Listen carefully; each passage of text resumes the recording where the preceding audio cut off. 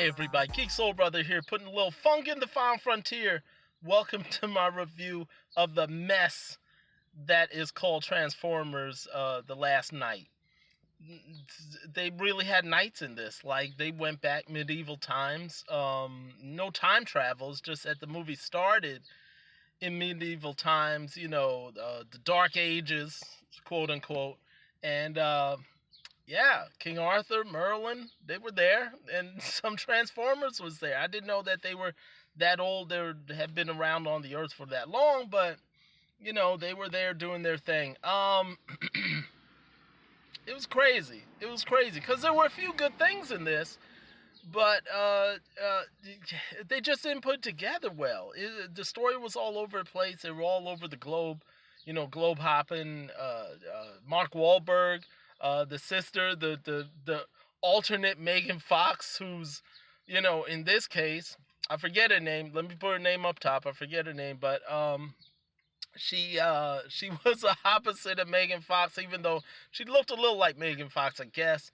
But PhD, multiple doctorates, learned English professor, but she was, she love interest, I guess, not quite love interest, but the romantic interest of Mark Wahlberg, if they weren't running for their lives, being chased by all kinds of things, Transformers and other evil people, and people from past movies and stuff like that.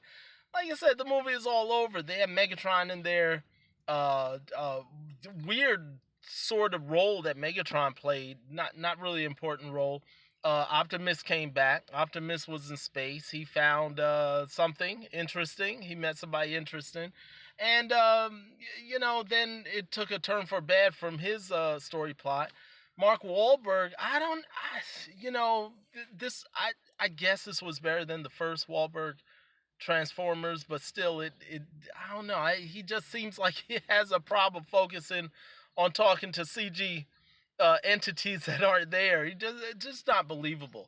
There was a brother that was with Wahlberg though. He was kind of funny. He kind of brought a little bit of comedy, and I guess sort of replacement for Tyrese. He reminded me of a young Orlando Jones actually. He was funny. He was a good character. There was also two great characters. One, Anthony Hopkins had me dying. Anthony Hopkins was acting crazy, like not Silence of the Lambs crazy. He wasn't eating nobody's liver or nothing like that, but he was crazy aristocrat type of English was it, Knights Templar or something like that. He was part of a line of people that protected secrets of Transformers and stuff like that. And his sidekick was Cogsworth, this robotic entity. I guess maybe he was a transformer or something like that. But Cogsworth he was a real deal. He was messing people up. He was messing Transformers up, and he didn't give a damn about nothing. He was just as crazy as Anthony Hopkins. They're driving, they're cracking jokes, calling people a B word. A lot of cursing in this. A lot of S and B's dropping here and there. But yeah, Cogsworth was cursing people, road rage, and I don't know. Anthony Hopkins was giving people the bird. It's just their parts were hilarious. I love their parts. Um, Wahlberg and the sister and then there was a young girl that was in this too. You'd see her in the trailer. She didn't do much. I don't know why they featured her. She didn't. If they didn't have her in this film, I don't think it would have been a loss. Not to say she wasn't, acting well and stuff like that, but the young lady just didn't. She just didn't add much to the film. A couple scenes she helped out, but that was it. And the sister that knew all these, facts about England and the history of England, stuff like that, the Round Table and King Arthur, all of that. It basically came down to her pulling out a USB plug, a Transformers, a Transformers version of USB plug to stop all the madness from happening. I don't know that like I said, the story not a good story. Not good story at all. Shout out to my man Bob Rob. He really didn't like it. Of the Black Geeks, Big Bob Rob, my brother in arms. He really didn't like the Transformers. He gave it a I think like a half a Cosmic Afro, something like that. But I it wasn't that bad for me, but it was certainly bad. It was certainly. I wouldn't suggest that you guys see it, like pay money for it. You can see it if you want to.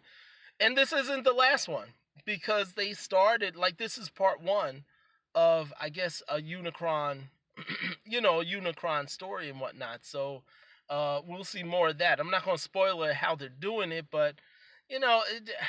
I got mentioned. Where the heck are the physics in this? In there are no physics. Nothing in this universe makes sense on the physical law level. Newton, Einstein, they all would be turned over in their graves if they saw this film because nothing made sense physically.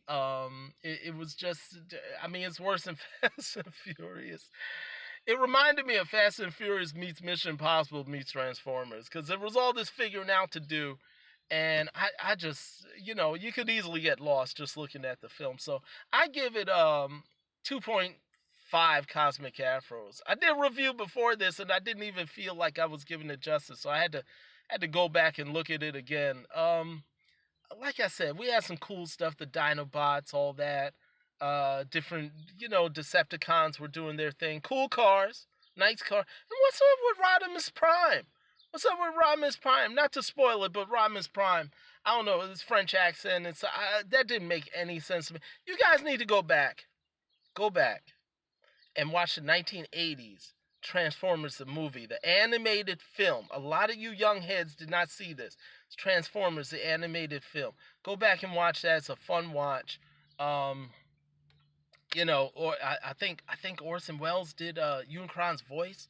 It was good. You guys should go check that out. It actually had a lot of kids crying because of what happened to Optimus in the film. So go back and check that out. But this one, I don't know if you guys want to add this to your mental library, go ahead. But I wouldn't suggest that you see it anytime soon. Transformers, The Last Night, didn't even make sense. A title.